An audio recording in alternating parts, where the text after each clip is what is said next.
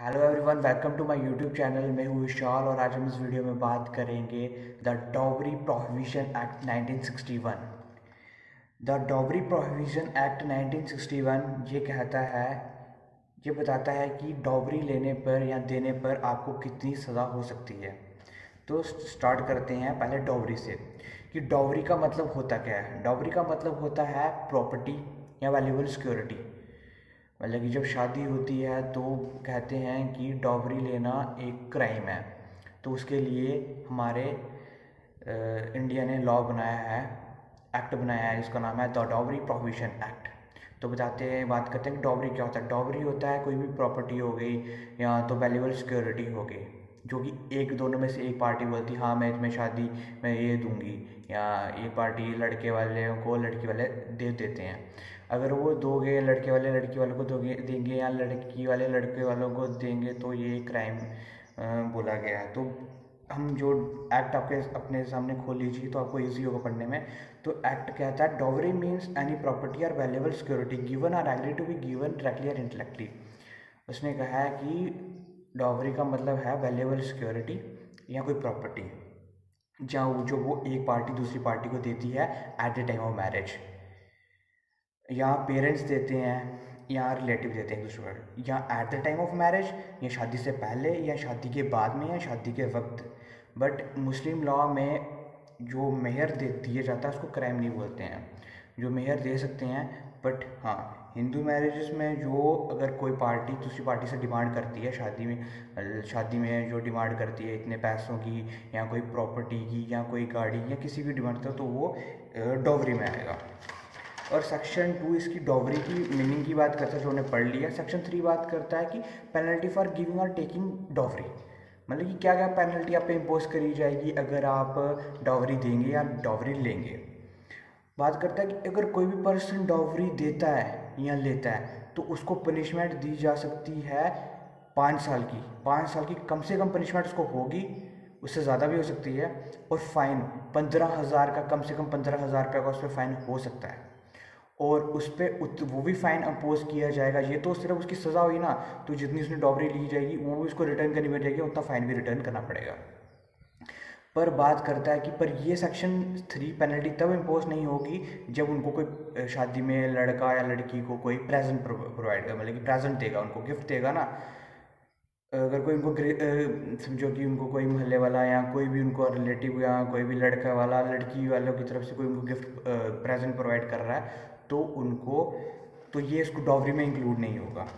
तो वो गिफ्ट दे सकता है मतलब, बट वो गिफ्ट भी इस नेचर का होगा जैसे कि वो कस्टमरी नेचर का गिफ्ट होगा। कहने का मतलब है जैसे किसी लड़के की शादी हो रहा है तो लड़की वालों की तरफ का मामा किसी को एक बंगलो गिफ्ट नहीं कर सकता। कस्टमरी गिफ्ट होगा जो कि शादियों में देखा जाए, कोई पैसे दे दिए थोड़े बहुत या कोई ज्वेलरी दे दी थोड़ी छोटी बहुत, तो ये कस्टमरी गिफ्ट में आता है। पर ये बंगलो दे दिया, कोई गाड़ी दे दी, तो ये डॉवरी में आएगा। अब सेक्शन 4 बात करता है पेनल्टी फॉर डिमांडिंग डॉवरी। अगर आप किसी से डॉवरी डिमांड करते हैं, सेक्शन 4 बोलता है कि पेनल्टी क्या है अगर आप किसी से डॉवरी डिमांड करते हैं। अगर कोई भी लड़के वालों की तरफ से या लड़की वालों की तरफ से कोई डॉवरी डिमांड करता है तो उस पर भी पेनल्टी लगेगी। उसको पनिशमेंट होएगी 6 महीने से लेके 2 साल तक उसको पनिशमेंट हो सकती है। पर 6 महीने की इम्प्रिजमेंट होगी और 10,000 तक फाइन हो सकता है, या दोनों भी हो सकते हैं। और अगर कोर्ट उसको 6 महीने से कम की सज़ा देता है तो उसको कोर्ट को मेंशन भी करना पड़ेगा कि 6 महीने से कम सज़ा क्यों दी।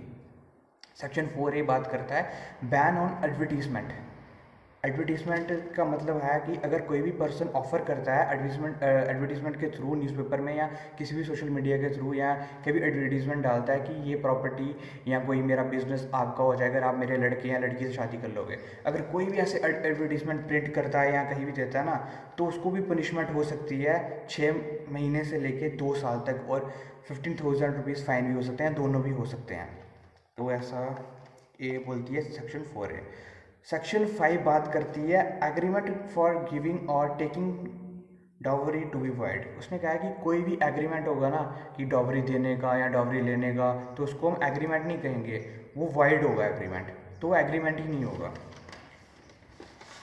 उसके बाद सेक्शन 6 कहती है dowry to be benefit for the wife और हर हायर्स।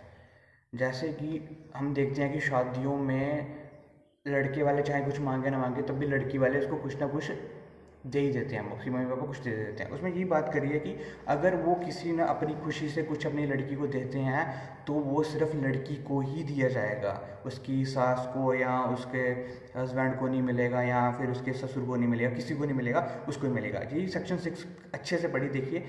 ये बात करता है कि अगर डॉवरी दी गई है, where the dowry received by any person other than the women, मतलब कि जिसकी शादी है, अगर उसके माँ बाप ने उसको डॉवरी दी और उसकी डॉवरी रख ली सास ने, डॉवरी नहीं दी मतलब कि जैसे कि उसको कोई ज्वेलरी दी तो उसकी सास ने रख ली तो उसको रिटर्न नहीं कर रही है, तो ये डॉवरी में आएगा और उसको सज़ा मिलेगी।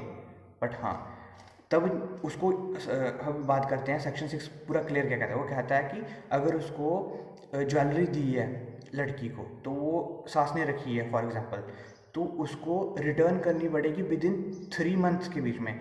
अगर उसको ज्वेलरी या डॉवरी दी गई है शादी से पहले तो शादी के बाद 3 महीने के अंदर उसने उसको वुमेन को दे देनी है, मतलब एक की तेरी अमानत है।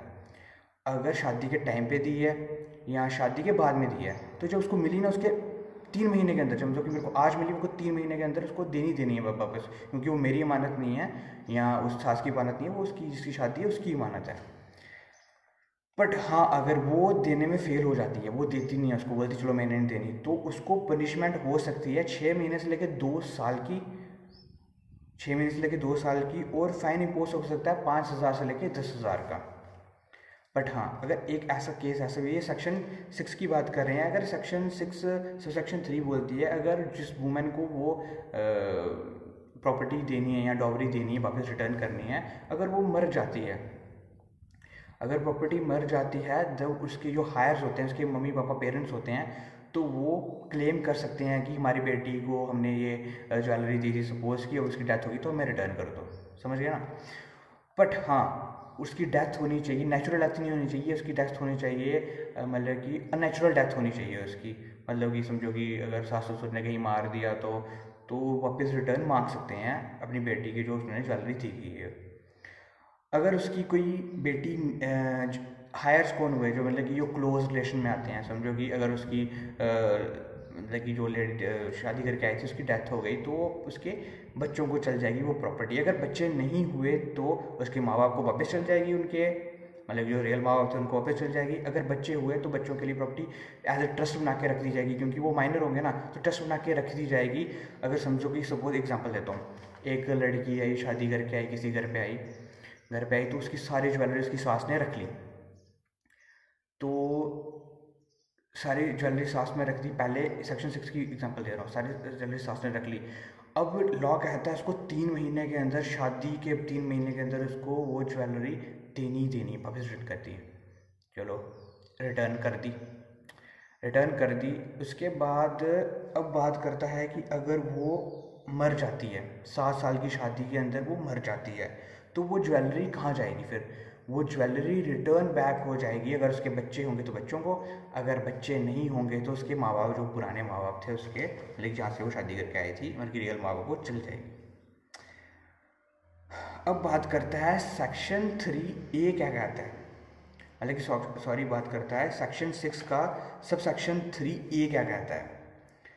सेक्शन 6 का सब सेक्शन 3A कहता है जैसे कि जो सज़ा दी गई थी, अगर किसी को where person convicted under section 6 subsection 2, जैसे कि पहले हमने बात करी ना कि अगर कोई जिसने किसी की ज्वेलरी रखी है तो वो रिटर्न हो जाए, उसको मतलब कि अगर डॉवरी देने में फेल हो जाए, सेक्शन 6 सबसेक्शन 2 के अंदर वो 3 महीने के अंदर रिटर्न नहीं कर रहा है, तो कोर्ट क्या करेगा? पनिशमेंट तो देगा ही देगा उसको, जैसे उन्होंने बताया 6 महीने की और 2 साल के अंदर उसकी पनिशमेंट तो देगा, 5,000 से 10,000 का फाइन भी इम्पोज करेगा, और साथ में ये भी बोलेगा उसमें कि जो तूने उसकी ज्वेलरी दी है या कुछ भी डॉवरी ली है वो भी रिटर्न वापस करनी है वैसे जैसे ओरिजिनल में, और अगर जो वो रिटर्न नहीं कर सकता डॉवरी तो उसके इक्विवेलेंट की वैल्यू का उसको पैसे देने पड़ेंगे, ये कहता है। सेक्शन 6 हो गई। और सेक्शन 7 बात करता है कि cognizance of offence. Cognizance of offence बात करता है कि ये ऑफेंस से जो ऐसा ऑफेंस करेगा तो उसे डील कौन करेगा। तो बात करता है कि not with any standing anything contain in code of criminal procedure 1973। बात करता है कि क्रिमिनल सीआरपीसी में जो मर्जी लिखा हो उसको भूल जाओ। लिखा है कि कोई भी कोर्ट, अगर वो कोर्ट कोई भी कोर्ट जो इन्फीरियर होगा मेट्रोपॉलिटन या judicial magistrate of first class, इस मैटर को डील नहीं कर सकता। मतलब कि ये सारे कोर्ट, इनसे छोटे कोर्ट इसको डील नहीं कर सकते। फिर से बात करता है कि no court shall take the cognizance of any offence. बोलता है कि ये छोटे मेट्रोपॉलिटन कोर्ट हैं उनके पास ही पावर है इनकी कॉग्निजेंस लेने की, मतलब कि ये डील कर सकते हैं या judicial magistrate of first class का ले सकते हैं। बट उसने कहा, फिर सेकंड पॉइंट में कहता है कि no court shall take the cognizance of any offence except. B में बात करता है कि सेक्शन 7 के बी में बात करता है कि कोई भी कोर्ट इसका कॉग्निजेंस नहीं लेगा जब तक कि उसके नॉलेज में ये नहीं आएगा, पुलिस रिपोर्ट के थ्रू नहीं आएगा कि ये ऑफेंस हुआ है, ऐसे डॉवरी का केस हुआ है, या तो जिस पर्सन से डॉवरी की डिमांड कर रहे हैं वो खुद आके ना बोल दे, या उसके रिलेटिव या उसके माँ बाप ना बोल दें कि ये सेकंड पर्सन हमसे डॉवरी की डिमांड कर रहे हैं, तभी कोर्ट के पास पावर है कि वो इसका केस को डील करेंगे, अदरवाइज नहीं करेंगे। और मेट्रोपॉलिटन मैजिस्ट्रेट और जुडिशियल मैजिस्ट्रेट के पास फुल पावर है कि वो सेंटेंस पास कर सकते हैं अंडर दिस एक्ट, और किसी के पास ये पावर नहीं है। ये बात करता है सेक्शन 7। सेक्शन 8 बात करती है इस एक्ट की offences to be cognizable for certain purposes and to be bailable and non compoundable. उसने कहा है कि the code of criminal procedure मतलब सीआरपीसी अप्लाई होगा ऑफेंसेस में अंडर दिस एक्ट। अगर ये कॉग्निजेबल ऑफेंसेस होंगे तो उनकी इन्वेस्टिगेशन के लिए ये सीआरपीसी अप्लाई होगा। और उस पर बात करिए, सेकंड पॉइंट बात करता है कि जो कोई भी ऑफेंस है under this act shall be non bailable and non computable. सारे एक्ट जो होंगे इस एक्ट के अंडर, जो सारे ऑफेंसेस होंगे इस एक्ट के अंडर, वो सारे नॉन बेलेबल होंगे और नॉन कंपाउंडेबल होंगे। नॉन बेलेबल उसमें बेल नहीं मिलती, और नॉन कंपाउंडेबल का मतलब होता है जो सीरियस टाइप के ऑफेंसेस होते हैं, मतलब कॉग्निजेबल ऑफेंसेस। 8 में बात करता है कि burden of proof in certain cases, जैसे कि किसी पर्सन पे एलिगेशन से लगती हैं और प्रोसिक्यूट कर दिया जाता है कि तुमने जैसे कि सेक्शन 3 के अंडर आपने डॉवरी मांगी है या आपने डिमांड करी सेक्शन 4 के अंडर, तो इस बर्डन होता है उस पर्सन पे प्रूफ करने का कि हाँ मैंने ये ऑफेंस कमिट नहीं किया है, तो ये बर्डन ऑफ प्रूफ ये वो बात करता है 8A के अंडर। 8B कहता है डॉवरी प्रोविजन ऑफिसर्स। बात करता है कि डॉवरी प्रोविजन ऑफिसर्स कौन अपॉइंट करता है। उसने कहा कि स्टेट गवर्नमेंट अपॉइंट कर सकती है जितने मर्जी चाहे वो, जैसे उसको लगता है कि इतने ज़रूरी हैं कि इतने वो डॉवरी प्रोविजन ऑफिसर अपॉइंट कर सकते हैं, डॉवरी प्रोविजन ऑफिसर अपॉइंट कर सकते हैं। और उनको स्पेशल पावर्स दी जाती हैं, वो बताते हैं कि आपकी ड्यूटीज़ ये है, फंक्शंस ये है, उनको ड्यूटीज़ फंक्शन परफॉर्म करने होते हैं अपने यूरिसडिक्शन में रह के। और उनके फंक्शन होते हैं कि देखने हैं कि इस एक्ट के प्रोविज़न अच्छे से पर्सन्स फॉलो कर रहे हैं और कोई डॉवरी तो नहीं ले रहा, अगर डॉवरी ले रहा है तो उसको रोकना और इन्वेस्टिगेट करना। अगर कोई भी डॉवरी ले रहा है तो उसको खिलाफ कोई केस आया, समझो कि ए पर्सन है, इसने डॉवरी ली, इसके खिलाफ केस आया, तो डॉवरी प्रोविजन ऑफिसर का ये ड्यूटी बनती है कि उसके खिलाफ सबूत इकट्ठे करे और प्रूव करे कि हाँ इसने डॉवरी ली थी। और burden of proof second person पे है कि मैंने डॉवरी नहीं ली है, मेरे प्रूफ करूँ कि मैंने डॉवरी नहीं ली है, सेकंड पर्सन पे उस पर बर्डन होता है। और बात करी है कि state government by notification official gazette shall specify the duties and function, मतलब कि अपने ऑफिशियल गजट में स्टेट गवर्नमेंट उसको टाइम टू टाइम बताते रहे कि तेरे पावर्स ये फंक्शन दिए गए हैं और तूने ऐसे फंक्शन परफॉर्म करने अपनी लिमिटेशंस में रह के। और उसकी असिस्टेंस के लिए वो एक कमेटी भी अपॉइंट कर सकती है जो कि 5 पर्सन की होगी या 5 पर्सन तक की हो सकती है, जो कि सोशल वेलफेयर वर्कर्स की बनी है, जो कि असिस्टेंस प्रोवाइड कर सकें डॉवरी ऑफिसर को। अब बात कर सकते हैं, सेक्शन 9 कहता है कि पावर टू मेक रूल। इसमें बात करता है कि सेंट्रल गवर्नमेंट के पास फुल पावर है कि वो रूल्स बना सकते हैं to carry out the purpose of this act, मतलब कि इस एक्ट को आगे बढ़ाने के लिए, मतलब कि जो इसके पर्पस हैं उनको फुलफिल करने के लिए सेंट्रल गवर्नमेंट कोई भी रूल बना सकती है। जैसे कि रूल्स की सेक्शन 3 के अंडर हमने पढ़ा था कि वो प्रेजेंट्स ब्राइड और ग्रूम को कोई भी प्रेजेंट दे सकता है, उसको डॉवरी में लाएंगे, तो ये सेंट्रल गवर्नमेंट बताएगी कौन कौन से गिफ्ट या कौन कौन से प्रेजेंट इसमें दे सकते हैं आप, ये वो रूल्स बताएगी। और भी कोई रूल्स जो कि थिंक फिट ऐसे things as central government think fit for the carry out the purpose of this act. Section 10 में स्टेट गवर्नमेंट रूल बनाती है, स्टेट गवर्नमेंट रूल बनाएगी जैसे कि कि कौन कौन से एडिशनल फंक्शन परफॉर्म करेगा डॉवरी प्रोविजन ऑफिसर, और ये कैरी आउट सेम सेंटर, ये सेक्शन 9 और सेक्शन 10 सेम ही है, सिर्फ सेंटर और स्टेट का फ़र्क है कि सेंटर भी सेम रूल बना सकती है और सेंटर स्टेट दोनों सेम रूल बना सकते हैं to carry out the purpose of this act. और ये था डॉवरी प्रोहिबिशन एक्ट 1961। अगर आपको कोई भी सेक्शन समझ नहीं आएगी तो आप नीचे कमेंट करके बताएं, मैं आपको अगली वीडियो में समझाने की कोशिश करूँगा। अगर आपको वीडियो पसंद आई होगी उस वीडियो को लाइक कर देना और एक कमेंट कर देना अगर वीडियो कैसी लगी, और शेयर कर देना और सब्सक्राइब करना नहीं भूलिए। और मैं मिलता हूँ आपको नेक्स्ट वीडियो में। Till then bye bye, good night, take care.